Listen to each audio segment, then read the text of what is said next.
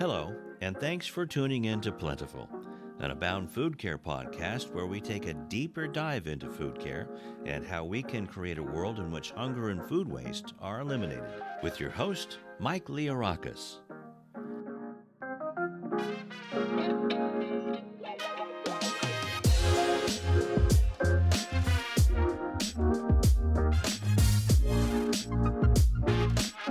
Welcome to Plentiful, our Abound Food Care Podcast. We're really lucky today to have a good friend of mine with us, Scott Kleckner. Scott is the food service equivalent of the most interesting man in the world because he's done so many different things, touched on so many different areas of the food industry. And we wanted to get his perspective on food recovery from his lens. So Scott, welcome. I have to introduce Scott by saying he is amazing in that he's worked with large-scale venues, stadiums with both Major League Baseball, NBA, National Hockey League. He's run franchises and built concepts and done renovations both on both coasts, also globally. He's been a food service operator, and now he's transitioned. He's running theater chains in a whole different market, but probably the same basics. So with that, Scott, welcome. Well, thank you for having me, Mike. Yeah, this is always an interesting road to talk about my background. I mean, I'll start with from an early age, I was one of the few people I've known that thought I would make a career out of the food service industry. Other people were working for spring break or a jacket, and I was planning on going to, hotel school and making a life out of it. And what a life it's been, Mike. I started working for a group out of Chicago when I was going to college in Wisconsin. That was Levy Restaurants. And that led to me working at a music venue north of Chicago called the Ravinia Music Festival. And from there, a career that included opening Staples Center, renovating Angel Stadium, renovating Dodger Stadium, a stint at Hollywood Park Racetrack, redeveloping Lambeau Field, a nice stint in Philadelphia with the Eagles organization, and then later overseeing the arenas, leading to Citi Field in New York, and a broader role regionally with Aramark over the Northeast, specifically New York and New Jersey. And then I decided I wanted to be a restaurant guy, get back to those roots, and helped expand Dinosaur Barbecue. I couldn't eat barbecue for a while, but now I'm back at it. The road continued. Came out here by choice with my now wife to work for Patina Restaurant Group, overseeing their Disneyland adjacent restaurants in downtown Disney. Eventually overseeing the West Coast for Patina, including museums, cultural attractions, up and down Southern California, Orange County, Los Angeles. And then, again, got that itch to not just do the restaurants that I had there and the catering division and the other catering company, but to get back to restaurants, and joined SB, overseeing Disruptive Restaurant Group, which has a lot of brands internationally in California, and Middle East, everywhere. And after a run there, joined Belcampo, which was kind of a desire to further expand knowledge of not just food service running restaurants, but also full supply chain. We operated our farms, meat processing, retail. And I guess that finally led to, I think I had done it all in food service. And now I'm the chief operating officer for Landmark Theaters, a Los Angeles-based theater chain focused on, not just focused, but really the leader in independent art film types of places where if it's on an award show, our film people probably curated it 2 years ago, knowing it was coming, and excited to release it. And to say that's been a challenging industry in current times, it's been super interesting, and all the same, all the knowledge of all the different business ventures I've been involved in leading to some of the same and some different challenges. Well, it's interesting because that one common thread is food throughout your entire work history, your career. It's food. Yeah. So now, as you transition and you're operating theaters, how is that food service background, what you've done in the past, the concepts you've developed, how does that translate to theater experience? I mean, everything starts with people. It sounds cliche, but I work with nice people that work hard and are honest and direct. Then you need to support people with support and systems, focus, clear goals. We need to make money. We need to cut costs. Are broad statements, but specifically, we need to waste less food, or we need to be more efficient with our labor hours, while still having values like our service needs to be excellent. Yeah. Okay. So we go back to, and I have to always share the story when we first met. We had started the food recovery program in Anaheim, the city of Anaheim. And we were having a launch party, and the media was invited. And we went to the venue and we said, oh, just by the way, we just want to confirm we're going to be able to take the excess food and donate it. And the manager, the general manager at the time goes, oh, no, we can't do that. Health department won't allow it. We're like, no, that's a problem. This is what we do. And the health department will be with us. They support it. So what do we do? And they go, you need to talk to this guy out of New York. And it was you. And you were coming out. And when you got out, you were exceedingly supportive. And that's when we found out that you had a long history with food donation. So can you tell me about how it started with you in New York? Yeah, I mean, and even before that, probably there were examples where running a stadium, a rock group would come in and they'd be tied to a charity, and in their rider, there would be a requirement that the food had to be donated. And frankly, over time, that became the only time the food was donated at that point. And you have these huge brands involved, whether it's a major league sports franchise or an international entertainment company. They're super protective of brand and risk and liability. But at the same time, when the rock concerts were coming and going, they had a rider that said, I need a toaster and brown M&Ms, and the food gets wrapped up and donated. And so, ultimately you question things like that, right? Like if you're a decent human being, you question, why did we throw away, a pallet of hot dogs? Or in the case of, growing up in my family's deli, we brought the leftover hot dogs at the end of the night home and fed them to our dog. He didn't have the longest lifespan, but he was a great dog. I mean, a great family dog. He's happy for a short period of time. Yeah, he really liked hot dogs. That's funny. And then in New York, you did barbecue. Yeah, we were, real deal barbecue. Dinosaur barbecue is fantastic, as good as it gets. And so when we open a new restaurant, you both burn in the smokers to make them excellent and to train people how to smoke barbecue, which is art and science. There's a technical part of it should be about this temperature, but there's a lot of it needs to feel this way or look this way.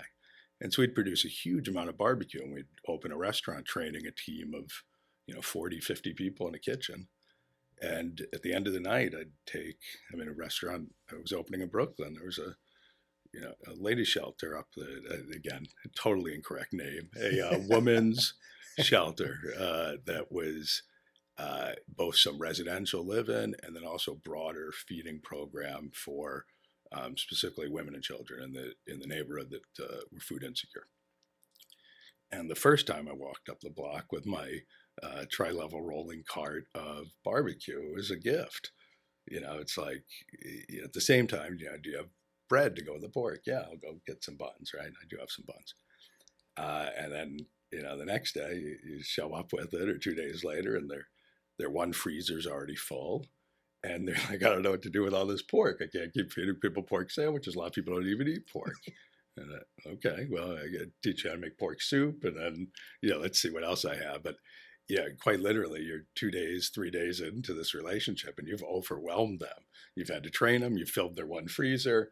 And so now, in my case, I'm, a partner in this company, and there's a million other things I should be doing, opening a restaurant, and I'm on the phone trying to find other places I could now put food in a van and bring the food, across the city to them. And again, it's like a sitcom, over and over. The same thing happens. You show up, it's, oh my God, this is fantastic. And then you show up again, and it's, oh, this is still pretty good. And then you show up again, and it's like, we can't take anymore. And so, skip ahead, a million life experiences later, and the very convincing Dr. Handler, and far more convincing Dr. Handler's wife. Dr. Eric Handler helped tell me about, at the time, Waste Not OC, which, as you know, we've evolved into Abound Food Care. But in that short period of time before that, you have almost this incredibly skilled general manager. It was I'm not giving anything away by saying it was an Italian concept, a very, very high volume, prestigious location, Italian restaurant with a phenomenal Italian general manager that probably said something to the effect of, we cannot do this. There's risk involved. I cannot do this. Yep. And then, we have a conversation. I'm like, you guys want to take the food? I don't understand why you can't. Where are you going to bring it? And skip ahead to the handlers telling me where you were going to bring it. And now skip ahead many years later. I went from having 4 old dogs and a girlfriend to a wife and a 4-year-old daughter, 7-year-old son, and 1 new different dog. And I'm super proud of, again, any time on a bigger level than walking a cart of food up the block, I can help support connecting food to people. Yeah, and you've touched on so many things that really explain how food recovery works and food donation. First of which is there's a heavy reliance on the nonprofit network, first and foremost. And people think it's as simple as I'm donating food from one location to another location. But as you mentioned, they can only take so much. Number one, you need to be able to have a product mix. In other words, you can't serve pork every day to the same clients of that nonprofit agency. And then also just the logistics. You were getting in your van and you were driving stuff around. That's not feasible. That's not realistic. So you've touched on a lot of those complexities and also a lot of the areas that we've tried to touch on and we've addressed. But I want to go back to something first. What made you want to donate that food? Why didn't you just toss it like so many others do? So, I think it comes to, I question everything, right? That's my inherent nature. So if somebody tells me there's a reason they can't do something, that inherently raises, it gets me going, right? And again, everything to me goes back to running restaurants. When I would have a manager of the restaurant I acquired or was now managing tell me, I can't walk an alcoholic drink from there to there because of this thing, or I need to have this rope put here for this reason. I question everything. If you send me with the health inspector, the chef, and everybody else cringe because I'm asking well, show me where, show me why. And part of it's teach me, but part of it's also I just really question things. So when I hear something like I can't have that same restaurant, I don't mean to make fun of this man because I love this man. He's an incredibly talented general manager. But he had told me he couldn't have guests have strollers by their tables because of a fire code. And again, I hear somebody say a reason, it's a legal reason, instantly what fire code? Explain this to me. And I just inherently question it. And then it gets to the other side of things, shouldn't you want food to feed people? I have, my parents, and God bless my dad, he's done very well for himself, but he grew up from their Depression era parents. My dad's a guy that if there's a little bit of mayonnaise left in the container, he's getting it out. Well, probably not mayonnaise. He's too New York for mayonnaise. Sour cream's a better example. And he probably loves that new squeeze pouch. No waste. It's, culturally just what I grew up with, but also just there should be a level of empathy if you understand, which unfortunately I literally understand food supply chain from tail to snout, if we want to do another pork analogy. You should want that food to get to people that need food. And when you become aware of, statistics like 1 in 5 people being food insecure in the community you live in, practically regardless of where you are in this country. That should shock you. And then when you think about personally how much food you may waste from what you buy at the grocery store in your house, you should evaluate that waste of money and resource. But then at the scale I've done it, running some of the busiest restaurants in the country and world and largest sporting venues, those numbers are enormous. And if it doesn't go to feeding the people that can't get the food they already need, it's going one of two places. It's going into some equivalent of a landfill. And again, excuse me for not knowing technically where it's going to go, but I can tell you operationally, not where you want it to go, not environmentally, if you also should have some level of concern about that, or it's going to go to feeding animals. And when I say feeding animals, it's not like, that shouldn't be the overarching goal. It's better than waste. But having been involved in also raising animals, the best animals are not raised on your food garbage. And there's some food that is far more appropriate to go there, but it's not the type of food that's wholesome and still good enough and cared for properly for people to eat. Yeah, it's funny you mention that, because we always talk about food care, and that is, being able to provide food for its intended purpose. And it's great that you can, create compost out of it. It's great that you can feed animals with it. That's fine. But that's not, in most cases, that's not its intended purpose. Its intended purpose is to feed people. And if we have that ability, it's great to take that step to make sure that people who are in need have food to eat. So to that point, you started donating. What are the cost benefits that you see? What are the advantages of being able to participate in food donation? So again, I think of things by timeline, right? So 30 years ago, there was a cost benefit to letting the pig farmer pick up the bucket of food they had segregated in the kitchen. And for those of you that don't, work in the restaurant industry, because I have to remember that I've been institutionalized, the way we would handle food in a kitchen is you would have the regular garbage can, and then you would have another garbage can, and you would put only solid food waste in there. No plastic, no aluminum foil. And quite literally in the Midwest, there was a pig farmer that would come by with his pickup truck, and he'd pick up the restaurant's buckets of food, and he'd give you a couple bucks for it. And it was better to get those couple bucks, and it was better to not pay to have that heavy bucket hauled by a waste hauler. But listen, that's, for me, that's 35 years ago that I saw that practice, right? Or 30 years ago. And so things should evolve. So cost benefits now, it's, later turned to, we were selling our fryer oil. It used to be you had to pay somebody to pick that up. And then now somebody was paying you because they could turn it into biodiesel. So those are times where there's been a huge cost benefit. With food donation, the cost benefit's not quite, in my opinion, as direct as that, because you are getting a small amount for a tax write-off, by pound or whatever. But the type of operations I've run, this food is super valuable. If the food's worth $20 a pound or $40 a pound, and you're getting a tax write-off of $1 a pound, that's not the overarching reason to do it.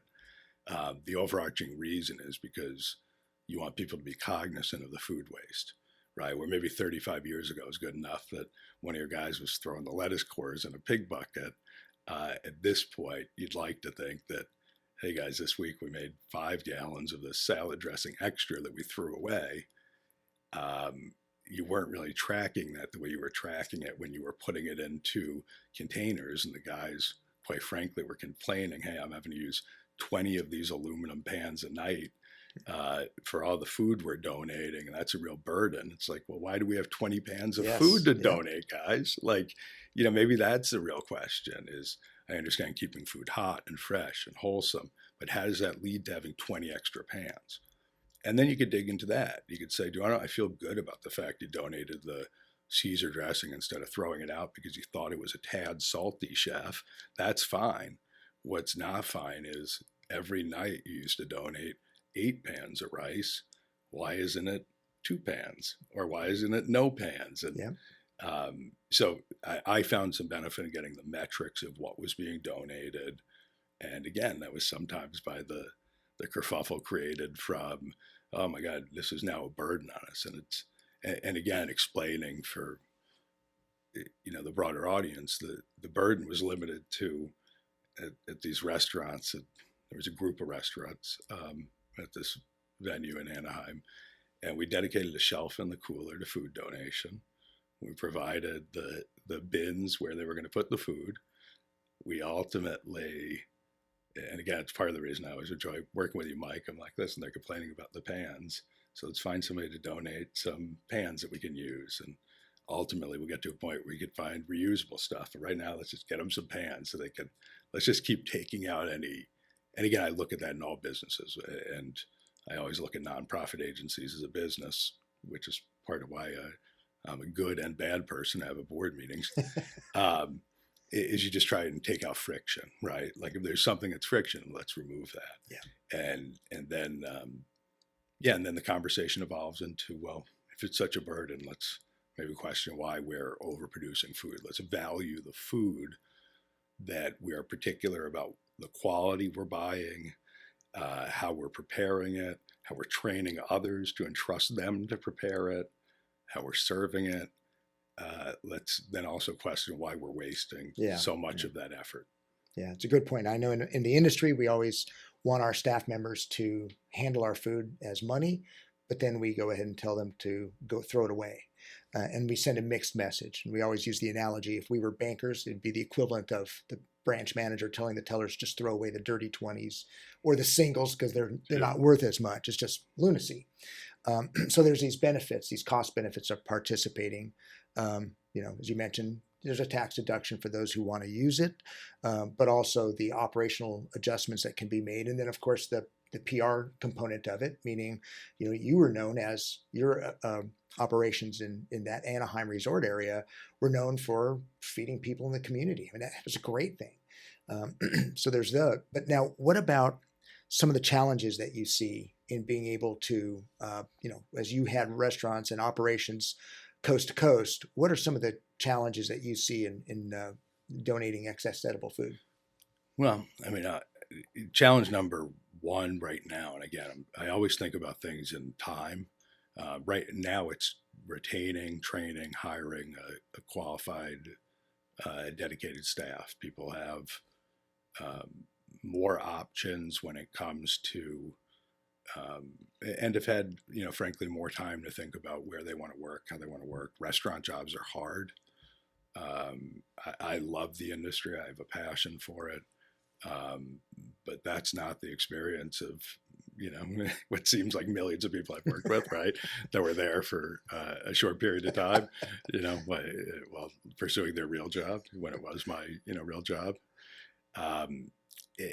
So you want to appeal to people, you want to retain people, you want to have a good culture. And so being a mission-driven company is something where, again, there's parallel between good business and where there's common ground with nonprofits. And just having a staff that has values, like we care about our community, we want to feed people in our community, and that's more important to us than worrying about fears around liability of trying to do something good, which, again, you're protected by as long as you've handled things with care, which, quite frankly, any business I've operated, we handle things with care. Yeah. How about, did you find it difficult to be able to institute or have a program, system-wide? Because, we've identified that's one of the areas that we want to be able to assist is being able to create these food donation programs so that staff members know the program whatever operation you're in, system-wide, you've got the same program. How challenging is it to get that continuity? Well, again, there's second to the government, right? The biggest industry in America is food service. So you can't talk about it in terms of what's a solution. My mom's deli growing up, we did $300 days. A football stadium, even in my early days of operating football stadiums, you could do $1 million in food and beverage on a Sunday. And the challenges of those businesses and how they're run, there's local independent mom and pop that have no resources up to major international conglomerates. But the one thing missing in most of, my experiences is a bridge from businesses where their core business is focused on whether it's making sandwiches or providing food and beverage for live entertainment, That's their core focus, and it's hard to do that. It's hard to get enough people to do it. It's hard to train people, retain people, get the product you need, run your facilities at a high, clean, safe level. There's no time left.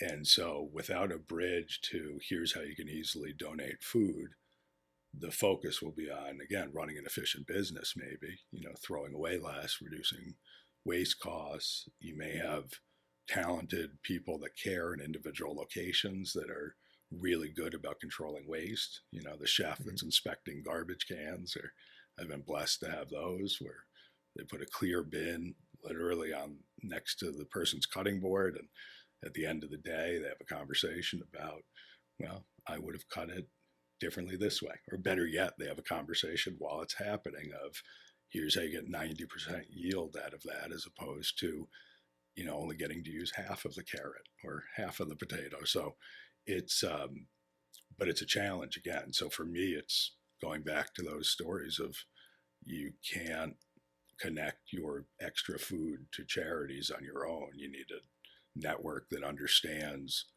the needs of the charities and how to logistically connect product that's available, that's perishable, that needs to be handled with care, with the need that exists where it exists. Yeah, so a lot of our audience members are jurisdictions, meaning the public sector and or the nonprofit charitable feeding sector. So we always explain that if you are going to rely on the nonprofit sector and expect them to do it cheap or free, you're going to get what you pay for. You'll always get a value working with the nonprofit sector, but we still have to give them the resources they need, because if they're heavily reliant on volunteers. But I have to ask you this question, because I ask everybody, and in the food industry, and it's a great way of getting the point across to those individuals from other sectors. What's more important, liability protection or brand protection?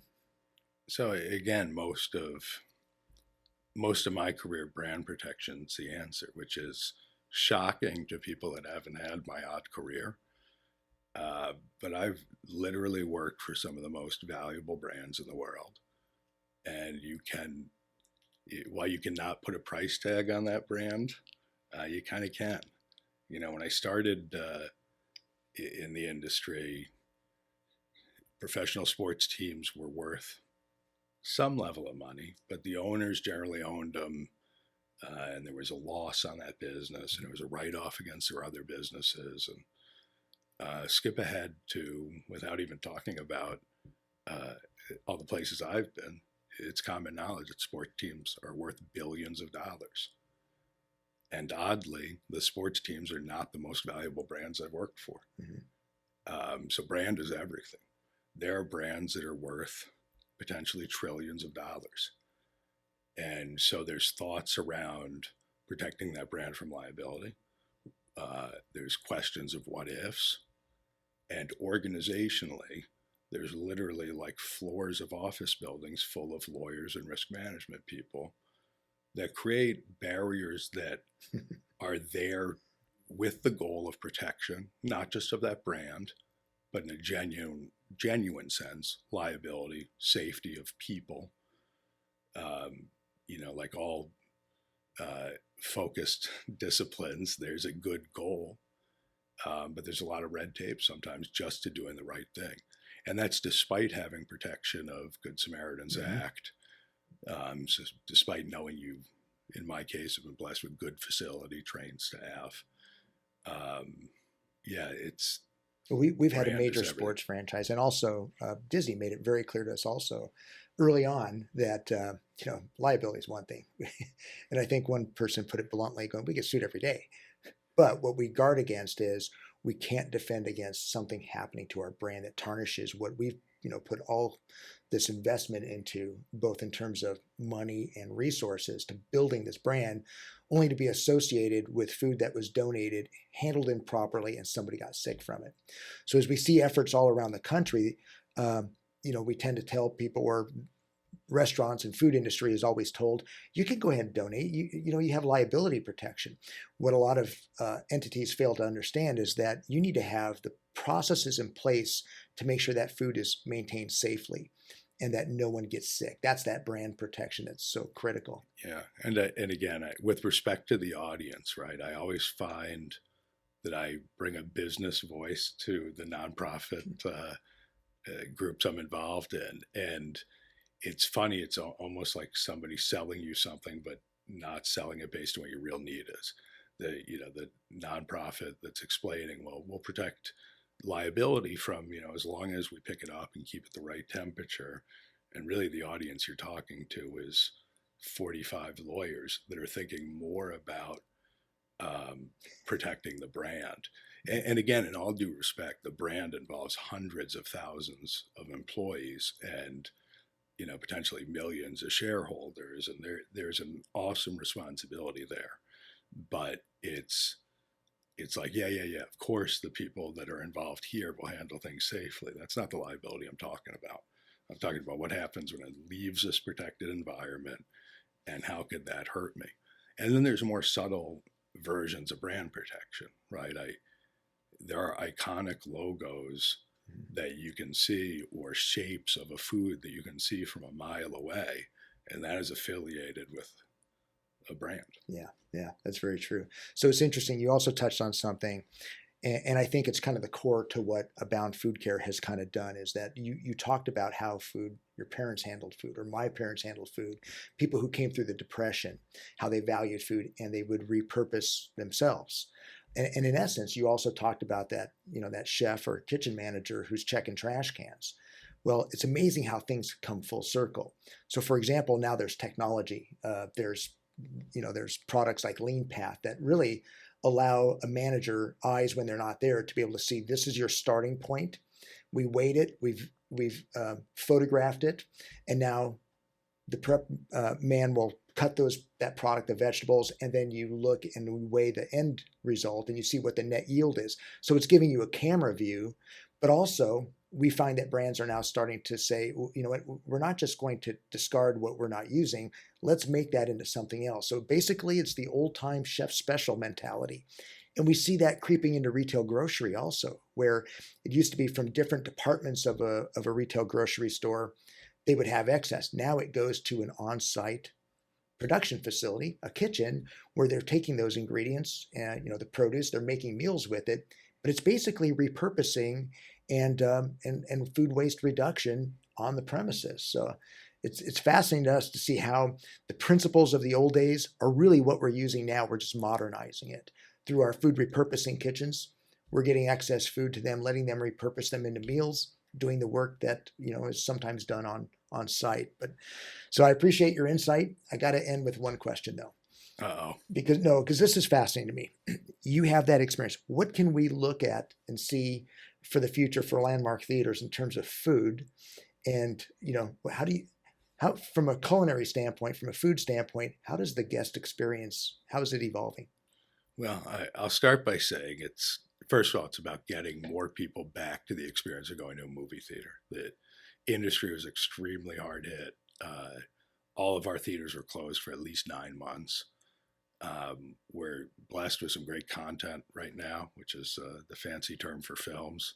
The Batman is out now. Not something we would have always played in as many movie theaters, but I'm excited for others to enjoy the experience I've experienced, which is turning off my phone for a couple hours, having a communal experience with people again, where you could laugh at the funny parts, you could feel the heartwarming parts. And when it comes to food and beverage, honestly, I'm as focused on the experience, where I want movie theaters to work more like best-in-class non-movie theater operations, where the coffee place I stop at regularly, where I hit 2 buttons on my phone and my cup's where I want it when I get there. That is not how movie theaters work.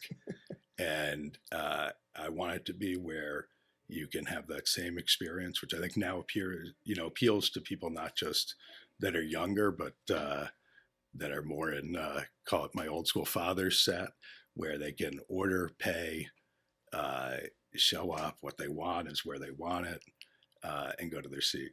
And that being said, I've been making a lot of different flavored popcorns on the side. Oh, that's awesome. And looking at, again, value mission-led companies, like a chocolate company I want to do a partnership with, and some different beverage producers. Because again, once you understand how fragile our entire food system is, which I think the broader public got some experience with this past couple of years, it's super fragile.